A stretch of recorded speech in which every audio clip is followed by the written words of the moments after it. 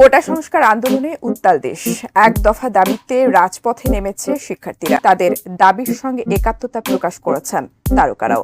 Television তারকা থেকে content creator অনেকেরই কথা বলেছেন এই ইস্যুতে।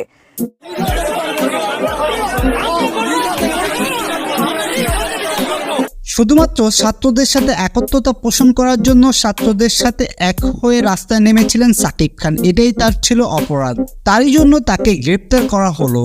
ভিউয়ার্স, এটি কতটা যুক্তিসম্পন্ন হলো তা আপনারাই বলুন। ছিল একটা যে কোটা সংস্কার করা, সেই কোটা সংস্কার এখন চলে গেছে, এখন আর ওই দাবি নাই আমাদের। যে 9 দফার দাবি কখনোই সরকার মানবে না, তার পক্ষে মানা সম্ভব না। তার চেয়ে ভালো সরকার পদত্যাগ করুক, তাহলেই সঠিক বিচার হবে।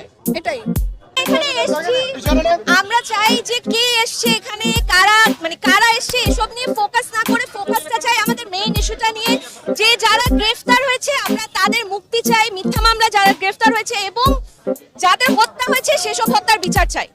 আমরা এখন পর্যন্ত কোনো কিছু ফেস করিনি এবং ইনশাআল্লাহ এসব কিছু ফেস করব না। Thank you.